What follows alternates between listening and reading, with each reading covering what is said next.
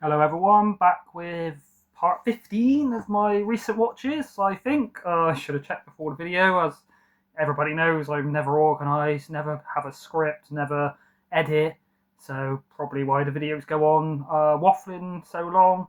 I'll try and keep this one a bit shorter, although I will try and briefly go over some of these shout outs. So yeah, obviously it's my recent watches. I think it's been 12 days since I did the last video. So I've watched 2, 3, 4, 5, 6, 7, 9 in that time. So not too great, but I've been working a lot recently. Not had too many days off and been busy on days off and things.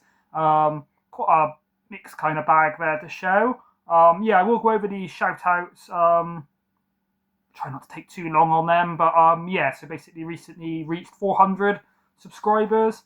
So thank you everybody. Like I say, I always think I waffle and go on too long, but 400 people have subscribed, and maybe more people watch that don't subscribe. So maybe it's not too bad. Yeah, it doesn't seem too long since I did the last 300 subscribers video, maybe a couple of months. I guess the more subscribers you get, the faster the channel grows, because yeah, getting up to 100, then from 100 200 took a lot longer with higher numbers. So yeah, I guess once you're on 1,000 plus or so, like Stuart, then you get better algorithm.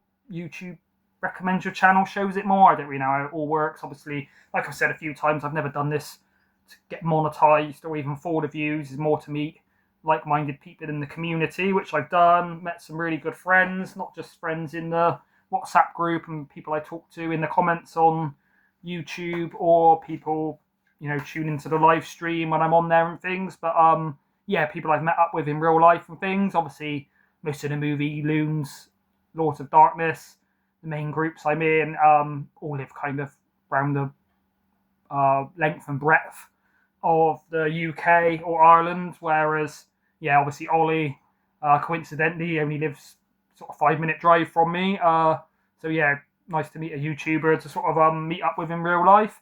But yeah, I'll get on with it. So first sort of people are the ones I speak to more often. So no slight on the people further down the list. It's just people I've interacted with, but yeah, haven't spoke to them that much. Whereas, yeah, there's a lot of people literally sort of spent hours and thousands of messages chatting to these lot. All great people, got good banter. Not just saying it because they're friends and that, but some really brilliant YouTube channels. But yeah, so first you've got Marcus from Xfile2708, Stuart George's Home Movies, Ash from Popcorn and Horror, Ollie Loves Film, Roy from Blue Roy Movies, Jodie from Jodie's Movie Realm, Angelo from the Pang Films, Ellery's Film Discussion, Sammy G's World of Cinema. Yeah, I think that's all the people in the main sort of groups, and obviously people I've met up with and things. So yeah, I'd consider those all really good friends. Like I say, all got great channels. Joshua Fulci fan from Australia, not only a great guy with a good channel, but really kind. Has sent me a lot of things, as you can probably see some up in the past. Most of that top shelf of VHS stuff he sent. Yeah, really good guy with a good channel of his own. Obviously, go and subscribe to all these people. I don't think I'll be able to link them all down in the comments because there's a lot here. But Vida X Forever, brilliant channel. Seems a really nice guy. Amazing collection of VHS, but I think it used to be called Vida VHS Forever. I think he's now got plans to show his Blu-rays and DVDs and things, so looking forward to that. One I've recently subscribed to on the recommendation of Blue Roy Movies. It's called Wrestling King. It's an interesting channel, seems to upload kind of daily. Steve 4 Films, crazy knowledge on sort of more independent art house foreign films, a lot of more sort of classic stuff. Lisa Loves, really good channel, mostly on horror. Skin Crawlers, very horror oriented, aka Nikki. Brilliant channel, very professional with his editing and stuff. Real Talk with Ryan, kind of newer guy I've come across, American guy, but yeah, good channel. Killer Alien, master of like slips, always has like amazing editions and things. Also an American guy. I think American, sorry if you're Canadian and I'm offending you. I don't always know the difference between the accents. TV Nash, I know he's American. Always comments on my videos, insane film knowledge. He usually gives me paragraphs like that long of all these facts on the films that I don't know. Pete from Pedro's Movie Cavern, been on the live streams and that a lot. Again, crazy knowledge. John from Mondo Chelovek, brilliant collection, really sound guy. Street Trash Girl 666, mostly uploads videos of her art, but really impressive artwork. So if you're into art, go and check her out. Bushman Blue, always does good pickups and things, really sound guy. Reggie B. Horrorbaker, mostly collects his DVDs. Tone from the Retro Zone does his videos on a Saturday morning. David Mansell, got an interesting channel. Double Bill Movies, seems to do a lot of live streams of other people. James from Movie Mad, quite often see him on the live streams and things. Andy from Forgotten World of Movies, nearly forgot his name, coincidentally. Big Boy Beza, I'm not sure if he's uploaded anything in a while, gonna have to go and check. Not sure how to say this, it's Eiddon? Aiden? Yeah, Aiden, I guess. Aiden O. James. Yeah, sort of subscribed to him quite recently, but seems a really sound guy. I think he comments on a lot of the live streams. The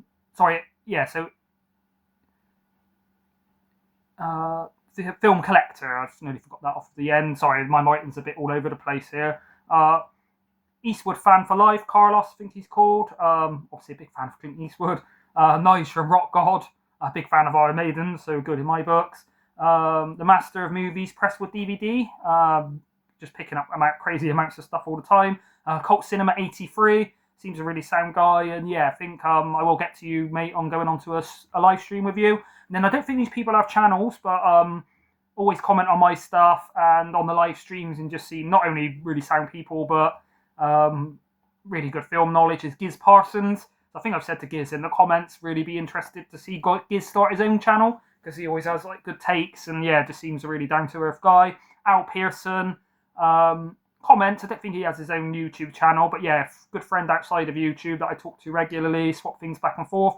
Al Boniface, Stephen Taylor, Movie Tramp, and Froggy with Fries. So yeah, those people are commenting on my stuff, but don't really know them too well. But yeah, thank everybody for the support. Sorry this has gone for 7 minutes. I'll try and make the actual talking about the films a bit quicker than I usually do, because yeah, recent videos have been like 40 odd minutes, and I know a lot of people are busy, don't have too much time, so I don't plan on making them that long, but as it says in the title, I ramble and waffle on. So let's start with Deadly Blessing, Wes Craven film with Sharon Stone, Mary Jensen, Susan Buckner, Jeff East, Lisa Hartman, Lewis Nettleton, and Ernest Borgnine.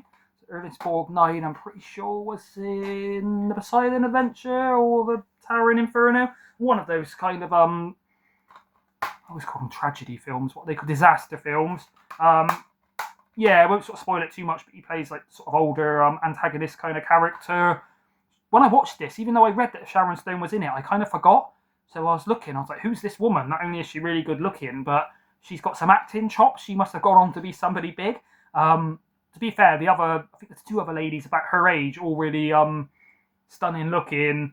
But yeah, Sharon Stone, you can kind of see she'd go on to big things. But yeah, I watched it. It wasn't until I read the back again. I was like, oh, how did I forget that was her even when I was looking at her?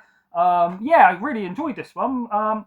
Some people had said I might have been getting it mixed up with another Deadly Blessing one. I'm sure Jodie's Movie Realm knows. She's mentioned a few. I think there's one with Linda Blair. I think there might be another one. Is it The Hills Run Red? That might not be Wes Craven. But yeah, I always thought this one was not meant to be a highly rated one, but it's kind of like a farm horror. Rural kind of folk horror set on a farm. A bit like Children of the Corn, but I would say this is better than Children of the Corn. But yeah, I've got the nice Arrow edition. That's the original artwork. Hopefully there's not too much glare. It's actually not too sunny in England today, but it's still muggy and close and sweaty. I won't read the backs of any of these because, yeah, like I said, I don't want this to go on too long, especially after the 7 minutes of shout outs, but rather than do its own separate video, I wanted to shout out all these people. I did forget to say, I was going to say, obviously all these people, thank you for your support, but especially Sammy G, since I started the channel, he's come across my channel at least, he's always been supportive, always like shared it on his community post, always the first to notice I've got to milestones before I even do. Great guy, big personality, always optimistic and brightens up everybody's day. And yeah, he supported everybody, you know, all little channels. Sammy will give him a shout out using his sort of reach. I think Sammy's on 600 or more subscribers now. Yeah, I always shout. Yeah, so I didn't want to sort of do Sammy an injustice. Obviously, everybody especially in the movie loons and things, I consider friends. But yeah, Sammy supported my channel and a lot of the newer channels more than most people. I digress. It's an 102 minutes from 1981. But yeah, I was impressed with this as far as these kind of rural farm horrors go. Not only is it well made, but it's quite subtle. I thought it was going to be, some kind of like a scarecrow monster running around in the fields and stuff. But no, it's kind of, without spoiling it, a bit more of a cult kind of film. Yeah, I was quite impressed by this one. Yeah, outside of obviously A Nightmare on Elm Street Part 1, probably New Nightmare, which is a bit of a meta one I do really like. People Under the Stairs has always been a favourite. A bit silly, but it's a fun, wild, wacky ride. And Serpent and the Rainbow. So yeah, probably my like 4th or 5th be my top 5 Wes Craven. So yeah, first time viewing, quite impressed. Yeah, I'd give that 7.5, I guess. Yeah, I mean, obviously quite a low budget, so it's not up there with A Nightmare on Elm Street in terms of sort of groundbreaking or filmmaking. So I don't know if I'd give it an 8, but yeah, I think a 7 is a fair score, and yeah, I quite enjoyed this. This one of Marcus's favourite film, Marcus from Expo 2708, as previously mentioned. Steven Spielberg's first film, Duel. So I don't know how I took so long to get to this. I think I kept mixing this one up with, see if I can find it, Maximum Overdrive, which is a Stephen King directed film. Looks like it's got Emilio Estevez in it, yeah. There he is, Pat Hingle and Laura Harrington. Yeah, I heard mixed things. I know people do enjoy this, but I don't think Stephen King is a great director. I have read the short story that's based on it, because they're both kind of to do with, without spoiling it, that's to do with like trucks and that becoming sentient and all the cars are attacking people. At least the book is. I'm guessing the adaptation similar. And this is more about a guy in a truck kind of going after this main character. So yeah, I kind of always mix these up. Sort of forgot it was by Spielberg, and then obviously when Marcus was talking about it, I mean, yeah, you can see from this, not only it's a good film, especially for his first film, it's not amateur at all, but yeah, you can see from this what a genius director he is and what he would go on to do. Obviously, Ollie's been having debates on his channel. I think his most recent one, Spielberg versus Scorsese, Absolutely Criminal, that's only on 62 views. Not only an interesting video, but certainly got everybody talking in our community. Yeah, for me, Spielberg, probably the best director ever. Other directors out there, I like John Carpenter, Cronenberg, David Lynch, Scorsese, Fincher, Nolan. There's a lot of good directors out there, but some of them kind of not as diverse as Spielberg. He's made bordering a horror, he's made a few sci-fi, like Close Encounters of the Third Kind. He's made a lot of family films. So for me, obviously growing up watching films like E.T., Jurassic Park, Jaws, got sort of more nostalgia, whereas yeah, certain directors like Scorsese, Lynch, I didn't really start watching their stuff until I was an adult. But yeah, the film itself, as again I'm waffling on, yeah, really impressive, well made, great atmosphere, good acting. Not really heard of this Dennis Weaver guy before. Don't know if he's been in much since. The truck looks really good. Yeah, I think I said to Marcus when I was watching it, because I sort of, I'm watching your favourite film ever, Marcus. Hopefully I'm going to like it. And I knew I'd like it because I don't think there is a bad Steven Spielberg film. But yeah, it's kind of like, hopefully I enjoy it a lot. Then I said to Marcus, for me, the best scene, or at least the one that really got me into it, was sort of going by the truck and he's sort of dueling him, as you can tell by the title, Duel. He sort of waves him past on like a blind spot. And I was like, oh, that's nice. Maybe he's not going to keep battling him. He's going to let him pass. But he tricks him and waves him past into oncoming traffic. And yeah, like Marcus said, that just sets the tone for the film. But yeah, very impressive, tense, kind of a thriller. Like I've said about films like, what's it called? I always forget the name of it. It's the kind of British thriller one. Hush. Yeah, it's not too many. Dead End, there's not too many sort of road-based films, or maybe there's road trip kind of ones. But in terms of thrillers and horror sort of things with tension and action, yeah, it's not too many, and this is one of the best ones. Yeah, I'd give it an 8. I'm guessing Marcus would give it a 9 or a 10. I think I have to view it a few more times. Yeah, for me, it's not up there with Jaws, E.T., Jurassic Park, a few other Spielbergs, but yeah, it would be in my top 5 Spielbergs, at least out of the ones I've seen. Yeah, I really enjoyed this one. It's not too long, 1 hour 29, doesn't outstay its welcome, but yeah, it must be like 70. It's obviously before Jaws. 1971. Yeah, it doesn't feel that age, but like I say, yeah, good film in its own right, but you could really tell what Spielberg would go on to do. Yeah, one of the best sort of road movies I've watched. This one sort of inspired me to do the ranking of the top British horror films in my collection. Is Death Watch. So yeah, I spoke about this not just in the haul video, purchases, pickups, whatever you want to call it. When I bought it, I think I found this one in a charity shop when I was with Ollie for about £1. Yeah, also obviously spoke about it in the sort of top ranking of the British films. But yeah, not really seen any sort of horror films crossed with war films. The first half is like World War One in the trenches, really grimy in the mud, raining all the time, just waiting around, no food, like I said, just horrible and bleak, horrifying enough in its own right, and then without spoiling it, horror elements come in later. Directed by Michael J. Bassett. Written and directed. Heard the name, but can't really say. I'm not sure what else he's done. I'll have to look into it, because if he's made any other films this good, then I'll be interested to see them. Stacked cast, like I said, is starring Jamie Bell, Rowdry Conroy, Lawrence Fox, Torben Liebrecht, Dean Lennox Kelly, Chris Marshall, Hans Matheson, Hugh O'Connor, Matthew Rhys, Andy Serkis, and Hugo Spear. So yeah, a lot of good British actors, really well acted, great atmosphere, never boring. 2002 it came out, 15. Yeah, some quite good gore and stuff. Yeah, one of the better British horror. I think I had it in, not in the top 5, obviously others I didn't really rank outside the top 5. I just did top 5 and then showed all the others. But yeah, out of all the sort of 20 or so, well, let's say 30 British horror films I've seen, some weren't in the ranking, didn't make it. Yeah, I would put it about halfway. So I think I did say I had viewed this about 20 years ago. My mate lent it to me, remembered liking it. I can't remember anything about it other than it was in the trenches. I thought it was World War II for some reason, but I'm not a history buff. I don't think there even was trenches in World War II. Correct me if I'm wrong. But yeah, really enjoyed that one. Still kind of low budget, and it's not as well made as Jaws. So yeah, I guess I'd have to give it a 7. But yeah, if you haven't seen this and you're interested in war films and you want to see one combined with horror, then yeah, check out Death Watch. Would recommend that. This one probably the weakest watch of the week. It's from Lars von Trier's Europe trilogy. The film in question is Element of Crime. So it's got Michael Elphick in it. Yeah, I think I did say when I spoke about this in the pickups, I kind of watched it by then. I did say it kind of feels like Andrei Tarkovsky's Stalker. I think I'm saying his name right, like Andrei Tarkovsky. I think he's Russian. Stalker, kind of crossed with Eraserhead, has the kind of atmosphere and style of Blade Runner. Not as good as any of those films. It's well made, and for I'm guessing it's his first film, or at least his first feature length. He kind of creates his own world, and it's got style and things. It's kind of all in a sepia tone. Yeah, not gonna lie, I did find it boring, hard to watch.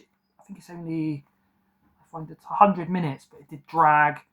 Yeah, it's interesting. I could see some people would watch it, and yeah, when I looked on IMDb, it's got sort of 7s and 8s across the board. So yeah, in terms of filmmaking and sort of the vision he manages to achieve on like a low budget, you could tell he'd go on. And there's a few sort of quite disturbing imagery, some like nudity and things, are stronger than you'd expect from like a low budget film. But yeah, obviously not up there with some of his future projects, not as sort of disturbing as Antichrist, for example, and not as brilliantly made and emotionally powerful as Dancer in the Dark. I've already spoke about that a lot of times, I won't keep going on about it. Yeah, we'll eventually get round to Epidemic in Europa, but they look less interesting than Element of Crime, which I didn't love. So yeah, like I say, I appreciated the style and that of it, and if it appeals to you, a very slow burn, kind of like it's like a sci-fi, not as like high budget and visually impressive as Blade Runner, but yeah, like more of a grounded sci-fi, and he does create a world pretty well. Yeah, some really creepy imagery. Kind of, yeah, I guess this was inspired by Tarkovsky's Stalker, probably by some of the films of Shinya Tsukamoto, like Tetsuo the Iron Man, just by the sort of style of it. Yeah, I think it's better made than it is entertaining. But yeah, in terms of entertainment and things, I'd probably have to give it a 5 or a 6. I have to view it again, see if my mind changed. I wasn't tired or anything when I watched it, but you know, sometimes your first watch, you won't always love it. You'll go back and sort of see it differently. Yeah, impressive for 1984 if it is his first film and for the low budget it's on. And yeah, I do like Michael Elphick. Been in quite a lot of good things. Uh, I named him before in the things. I won't go on about it all, but yeah. So I say 5 or 6. I guess I give it a 5.5. Seems fair, but yeah, I find it very tedious, and I've got quite a good tolerance and patience for slow films. You know, if it's like a kind of slow burn art house film where not much is happening, not much sort of plot, I can just enjoy the visuals and the weirdness. Whereas, yeah, I did find that quite a slow going one. This one as well, it's well made. It's interesting, but it doesn't kind of live up to the cast and the director, really, I thought, in terms of entertainment. It's Stonehurst Asylum. So there's one I had watched before. It's directed by Brad Anderson, that does The Machinist, Session 9, Trans-Siberian, all brilliant films. Is it called The Vanishing on 2nd Street? With Hayden Christensen in for Revenge of the Sith. Probably not as wooden as he is in Revenge of the Sith, but yeah, obviously when it's directed by Brad Anderson, it's kind of quite dark, but it's not Brad Anderson's usual things. Yeah, I think I liked it more than Vanishing on 4th Street, I think it's called. Correct me if I'm wrong. I'm trying to look down there for it, but I can't see. Oh yeah, but no, sorry, Vanishing on 7th Street. Yeah, it's kind of more of a thriller than like a horror or anything, but yeah, probably my 4th favourite after The Machinist, Session 9 and Trans-Siberian.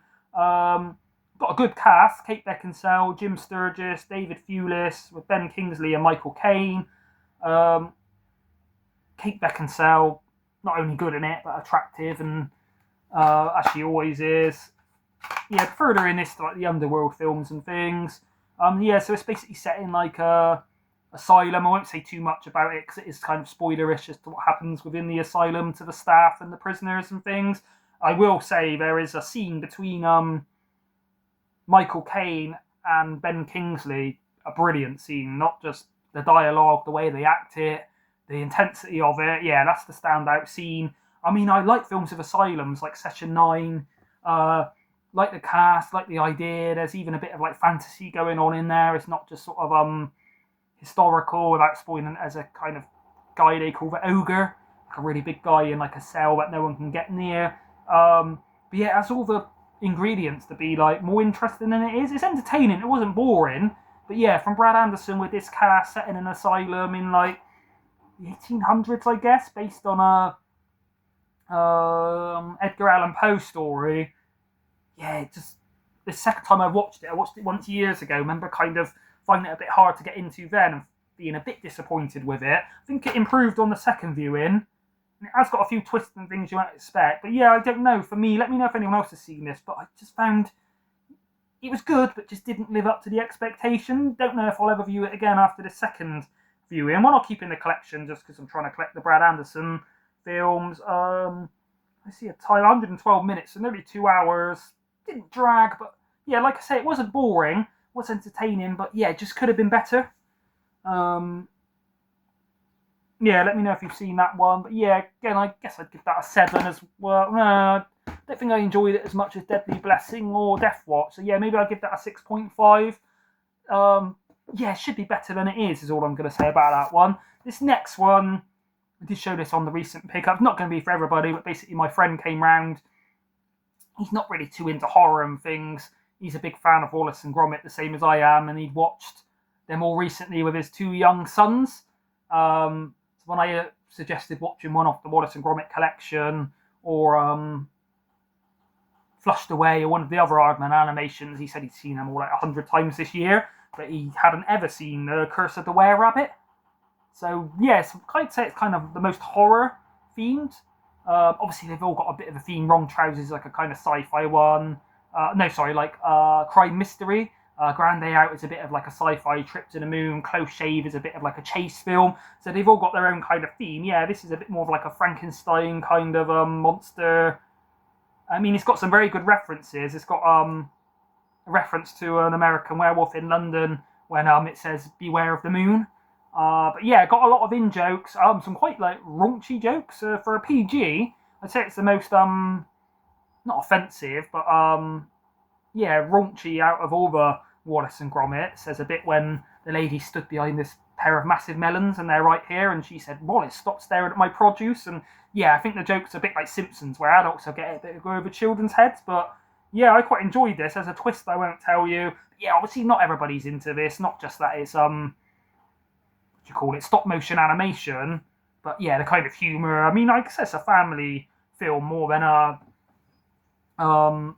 children's film. But yeah, I've grown up on Wallace and Gromit, Creature Comforts, all those kind of things. I really loved them. I had seen this years ago on TV, but I couldn't remember much, so I kind of forgot on the twist. But yeah, they make really good inventions, really good and colourful. Don't think this has ever had like a Blu-ray or a 4K upgrade or anything. Doesn't really seem to be in the canon of the normal Wallace and Gromit stories, like the most of them, and the newest one. Obviously, you've got the Chicken Run films. Flushed Away, I really enjoy, with Roddy the Rat, with Stephen Fry's voice. But yeah, like it says, contains mild comic scary scenes and language. So yeah, it's kind of riffing on horror. Quite a satire, quite a pastiche. But yeah, like I say, a lot of quotes out of horror films and things they chuck in here. But yeah, I enjoyed that one. Yeah, I guess I'd give that a 7 out of 10. Not the best made and not my favourite Wallace and Gromit, but I think it is the longest one. Most of the collection only goes on like 20 to 50 minutes each. The newest one's about 70 or 80, whereas this one is 1 hour 21. So yeah, probably the longest one. I'm pretty sure Sammy is a fan of all the Aardman animations. After watching something a bit family and light-hearted / childish, I thought I'd go for something not just weird, but a bit more intense and sort of disturbing. Is Lamb. Anybody who's ever seen this, all I'm going to say is WTF. I have seen some weird films over the years, but this is up there. Not so weird it sort of ruins it or takes you out of it. It's not just surreal with no plot that makes sense, but yeah, it's bizarre. It's Icelandic. I think the only Icelandic film I own. Filmed by Vladimir Johansson. As it says here, destined to become a part of cult horror history, bracingly original. 106 minutes. There's a 15 strong bloody images and sex. Yeah, I mean, it's a slow film, but never found it boring. Really entertaining. Quite shocking moments. Really well made. Amazing cinematography. Some of the shots when they're out in like the Icelandic hills opens in like the snow with all this fog. In terms of like pacing and style and visuals, I'd say it's probably the most similar to The Witch. But whereas The Witch is obviously about a witch, I can't really say too much what happens without spoiling it, other than this family, well, a couple, kind of estranged from each other a bit, living in this like isolated farm. I think it's their first farm. They're doing really well, but obviously they're trying to make a go of how to run a farm. Seems very hard work running a farm. I think it's like 7 days a week, getting up at like sunrise, working till sunset, all hard work. But not much profit and things, as conglomerates and supermarkets have just sort of broken farmers and ripped them off. Most farms are closed down. But anyway, without getting onto that kind of a tangent, stars Noomi Rapace, really good in this. There she is. She was in the Dragon Tattoo, the girl with the dragon tattoo. Maybe the sequels. I've not seen those films, but heard they're pretty good and actually quite disturbing as well. Yeah, so basically a lamb is born. Can't say too much about how the lamb is conceived, and they sort of take it away from the mother and try and raise it themselves. There's not too much context at first of why they do, but it becomes apparent later. And then, rather than just bottle feeding it and keeping it in a barn, they're raising it like a baby. They've got it like wrapped up in a cot, and then something happens as it goes further. Very weird. Like I say, not in a sort of David Lynch Eraserhead sort of nightmarish surrealism where at the end you could be like, what the hell happened in that film? It does have a plot and a payoff, kind of bit of an ambiguous ending, but yeah, it's hard to say what happens without spoiling it, but I will say it's pretty audacious. Could be silly. Maybe some people would find it silly. Sort of CGI and things of, like I say, they're very hard not to say spoilers. I'm trying not to like trip myself up, but yeah, I think if it was handled in a different way by a lesser director, it would have come across as silly and the whole film would have collapsed. But once the sort of audacious, borderline ridiculous thing happens, for me it worked and it sold it. It's kind of silly, but in a way, yeah, I think it was so well made that I could get behind. Yeah, I can't really say too much. I would say go and watch it. Not only well made, quite sort of shocking. When it says horror, it's not really jump scares or anything. It's more the sort of situation and the intensity. Yeah, there's a lot of depth and layers and allegory and things. Sort of why they keep this lamb. You'll find out later with something to do with their previous daughter and thing. Yeah, it's very hard not to spoil this. It's from 2022. It's on Mubi. Yeah, it's a trip, put it that way. Yeah, I kept thinking about it a lot after I watched it. Whilst watching it, I really enjoyed it. After I did go on YouTube to watch one of those ending explained, just because it's not one you don't understand. It is a bit open to interpretation, but I was like, I want to see what other people think of it, not just in terms of review, but what they got from it.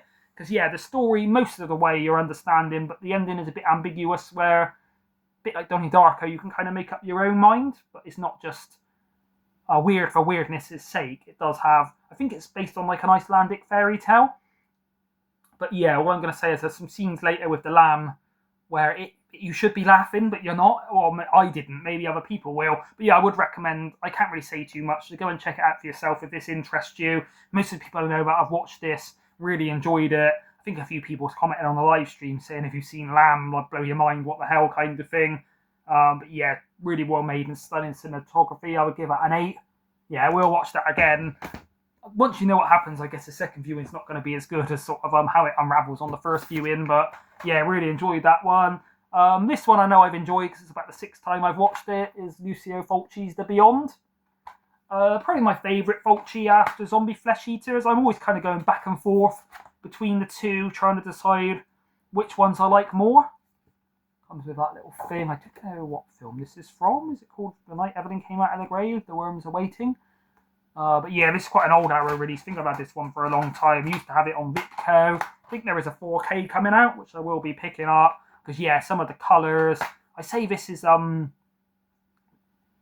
or at least the ones I've seen, his most dreamlike, surreal, bizarre. It has a plot.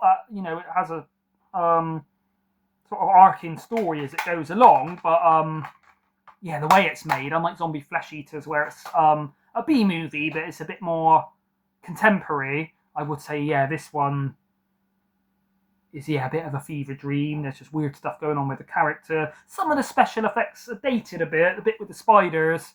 They're kind of like, bits with the real spiders look good, then it cuts to these kind of plastic spiders like bouncing up and down on a string. Still works for me. Obviously, it was originally made in, I can never find a year on these things. I'm guessing it was late 70s or something. Let me know if you know. I'm sure John Mondo Chelebek will know.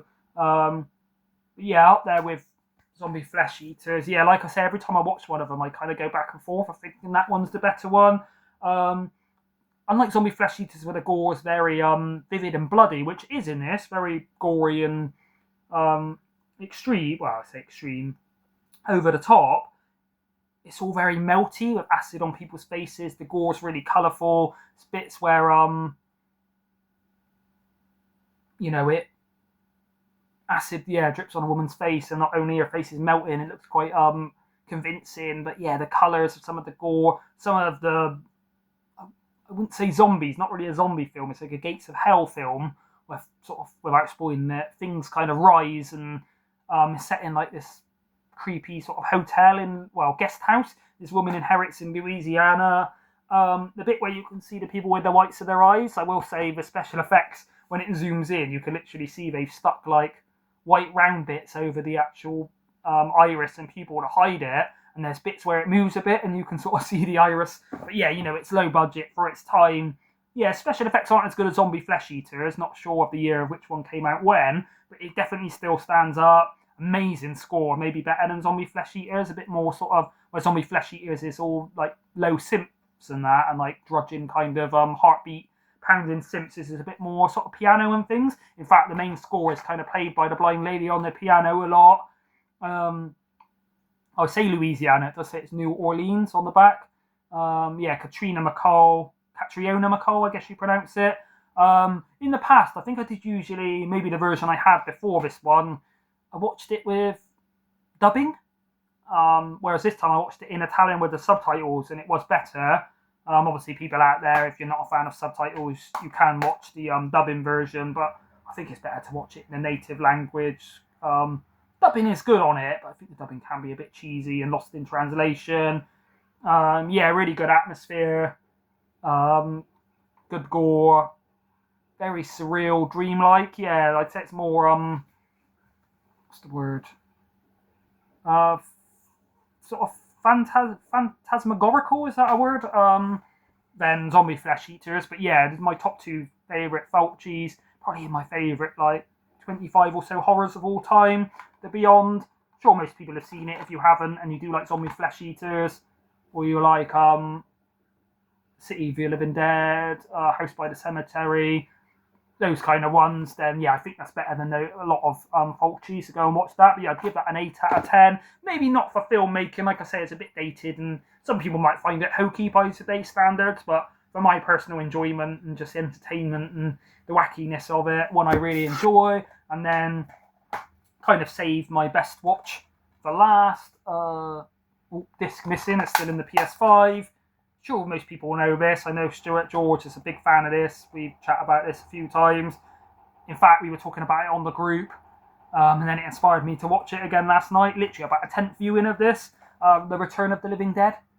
So I've just got this sort of second sight 2-disc special edition DVD from 2012. Stuart did have like the 4K with a special slipcase, which I didn't know existed, but I think he said it was a Scream Factory or Shout Factory import.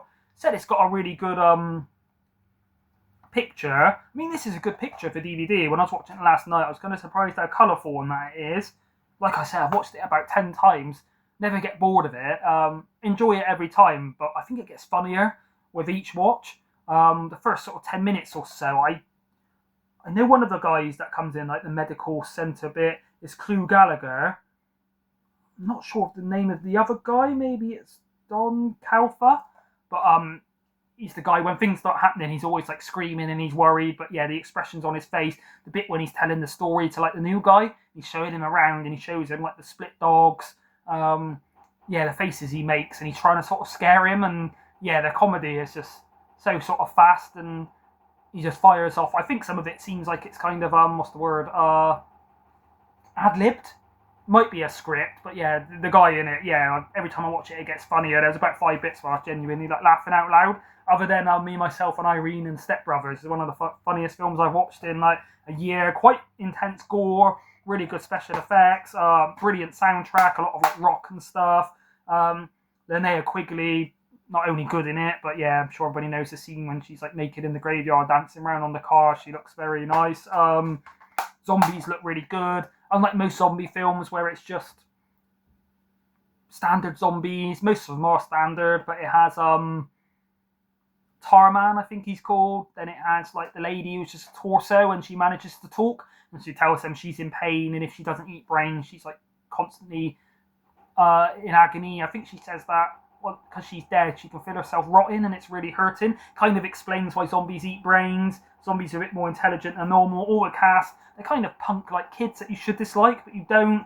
The bit when they first breathe in the smoke, the faces, the guy, yeah, I should have really found out his name before. I'm sure Stuart will know, but yeah, obviously you've got the punk kids, then you've got the guy that sort of is working at I think it's called Chemical for You or something factory, starts teaching the new guy. Once it all goes awry, then he has to call his boss in. That's Clu Gallagher. There's a guy, looks a bit like Rodney Dangerfield, works in like the, what do you call it, like the crematorium kind of bit. Without spoiling it, there's something, basically like parts of a zombie in bags, and they take it to be cremated, and the guy's like, what the hell is this? Why is it moving around? And he says it's rabid weasels. I know it's a bit makes Stuart laugh, but yeah. Top 10 horror films of all time, maybe top 5 favourite zombie film ever. Over Day of the Dead, Dawn of the Dead, Night of the Living Dead. Brain Dead, maybe I refer to this, Peter Jackson's Brain Dead, but I wouldn't say that's a straight up zombie film.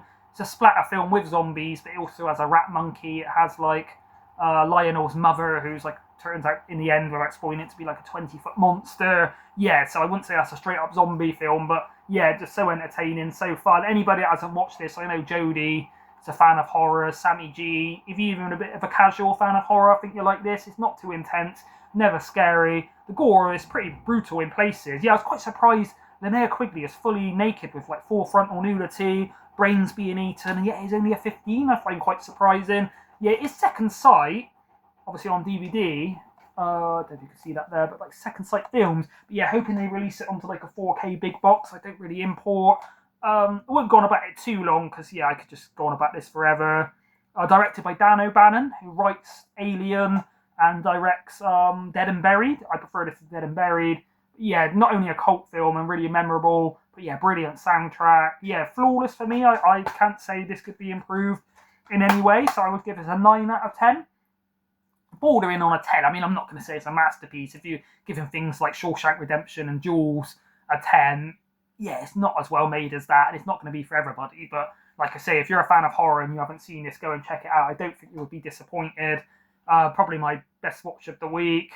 Obviously, a few of them, like Jewel and Deadly Blessing, were first watches, so you know, it's kind of, I find when you watch a film for the first time, you're caught up in the roller coaster a bit more of what's happening. Whereas with this, it's kind of comfort for me with this, The Thing, Jurassic Park. There's certain films where if I just want to watch a film that I definitely know I'm going to like and enjoy, even if I know what's going to happen, sometimes I prefer that to a film I'm not sure if I'm going to sort of like it and be disappointed at the end.